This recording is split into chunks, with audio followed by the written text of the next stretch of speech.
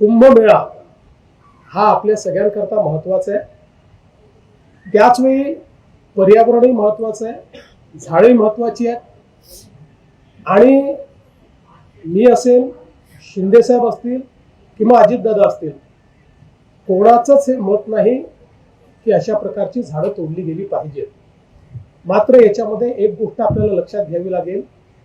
प्रयागराजचा कुंभमेळा ज्या ठिकाणी होतो तिथे 15,000 हेक्टर जागा आहे आणि आपला कुंभमेळा ज्या साधुग्रामला शतकानुशतक होतोय तिथे फक्त 300-350 एकर जागा आहे. 15,000 हेक्टर आणि 350 एकर.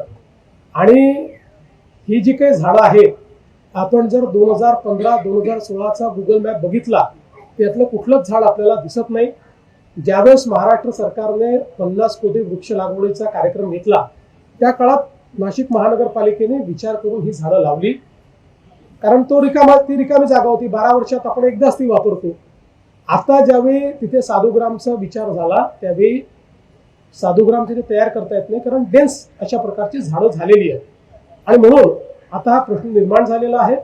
आता त्या संदर्भात मार्ग काढून कमीत कमी त्यातली झाडं कशी आपल्याला कापता येतील किंवा कापूच नाहीत, जी काही थोडी बहुत रिप्लांट करता येतील ती रिप्लांट करावी, जास्तीत जास्त झाडं वाचवावी, अजून काय अल्टरनेटिव्ह आहेत, अशा सगळ्या गोष्टीचा विचार आता त्या ठिकाणी चाललेला आहे.